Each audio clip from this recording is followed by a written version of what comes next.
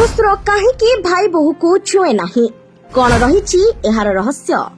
କଳି ଯୁଗରେ ଭାଇ ବୋହୂ ଦେଢଶୁରକୁ ଛୁଏଁ ନାହିଁ କାହିଁକି? ଶ୍ରୀକ୍ଷେତ୍ରରେ ମହାଲକ୍ଷ୍ମୀ ଦୁଇ ଭାଇଙ୍କ ସହିତ କାହିଁକି ପୂଜା ପାଆନ୍ତି ନାହିଁ? ରଥଯାତ୍ରା ପରେ ଲକ୍ଷ୍ମୀ ନାରାୟଣଙ୍କ କଳିକୁ କିଏ ସମାଧାନ କରେ? ବଡ଼ ଦେଉଳରେ ଜଗନ୍ନାଥଙ୍କର ବଡ଼ ଭାଇ ବଳଭଦ୍ର ଥିବା କାରଣରୁ ମା ଲକ୍ଷ୍ମୀଙ୍କ ମନ୍ଦିର ଅନେକ ଦୂରରେ ଅଛି, କାରଣ ଲକ୍ଷ୍ମୀଙ୍କ ଦେଢଶୁର ହେଉଛନ୍ତି ବଳରାମ। କିନ୍ତୁ ମନରେ ପ୍ରଶ୍ନ ଉଠେ, କାହିଁକି ଭାଇ ବୋହୂ ଦେଢଶୁରଙ୍କୁ ଛୁଇଁବାକୁ ବାରଣ କରାଯାଇଛି? ଏହି ପ୍ରସଙ୍ଗ ତ୍ରେତୟା ଯୁଗର ଶ୍ରୀରାମ ଅବତାର କାହାଣୀ ଅଟେ। ରାମାୟଣରେ ଲକ୍ଷ୍ମଣ ଚରିତ୍ର ସେବା ଓ ଆଦର୍ଶରେ ପରିଚିତ।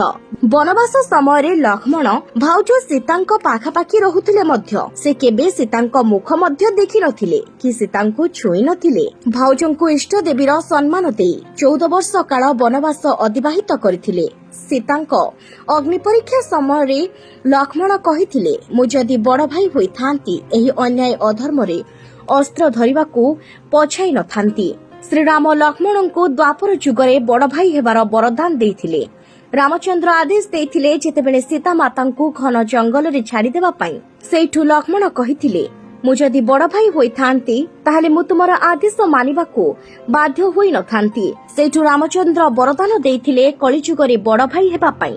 ରାମଚନ୍ଦ୍ରଙ୍କର ଆଦେଶ କ୍ରମେ ଯେତେବେଳେ ଲକ୍ଷ୍ମଣ ମାତା ସୀତାଙ୍କୁ ଘନ ବନାନୀ ଛାଡ଼ି ଯାଇଛନ୍ତି, ସେହି ସମୟରେ ସୀତା ଲକ୍ଷ୍ମଣଙ୍କୁ କହିଛନ୍ତି, ଲକ୍ଷ୍ମଣ ତୁମର ଭାଇ ତୁମର ଇଚ୍ଛାକୁ ପୂରଣ କରିଛନ୍ତି।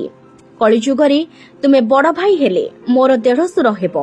ତ୍ରେତୟା ଯୁଗରେ ତୁମେ ମୋତେ ଯେପରି ସମ୍ମାନ ଦେଇଛ, କଳିଯୁଗରେ ମୁଁ ତୁମକୁ ସେହିପରି ସମ୍ମାନ ଦେବି। ତୁମେ ସୀତାର ମୁହଁକୁ ଦର୍ଶନ କରିନାହଁ, ମୁଁ କଳିଯୁଗରେ ମହାଲକ୍ଷ୍ମୀ ରୂପେ ତୁମର ମୁହଁକୁ ଦର୍ଶନ କରିବି ନାହିଁ।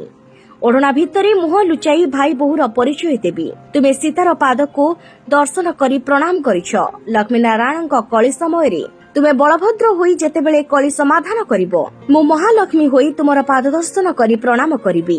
ତୁମେ ସୀତାଙ୍କୁ ସମ୍ମାନ ଦେଇ ଛୁଇଁ ନାହଁ, ମୁଁ ମହାଲକ୍ଷ୍ମୀ ହୋଇ ତୁମକୁ ସମ୍ମାନ ଦେଇ ଛୁଇଁବି ନାହିଁ। କଳିଯୁଗରେ ପ୍ରତ୍ୟେକ ଭାଇ ବୋହୂ ଦେଢଶୁରକୁ ଏହିପରି ସମ୍ମାନ ଦେବେ। ମୁଁ ଶ୍ରୀରାମଙ୍କ ପତ୍ନୀ ସୀତା ତୁମକୁ ଏହି ବରଦାନ ଦେଉଛି। ତ୍ରେତୟା ଯୁଗରେ ଲକ୍ଷ୍ମଣଙ୍କୁ ଦେଇଥିବା ବରଦାନ ଆଜି କଳି ଯୁଗରେ ବି ପରମ୍ପରା ହୋଇ ଚାଲିଛି। ମହାଲକ୍ଷ୍ମୀଙ୍କର ଆଦେଶର ଅନୁପ୍ରାଣିତ ହୋଇ ସମସ୍ତ ନାରୀ ଭାଇ ବୋହୂ ହୋଇ ଦେଢଶୁରକୁ ଛୁଏଁ ନାହିଁ ଏବଂ ଓଢ଼ଣାରେ ମୁହଁ ଲୁଚାଏ।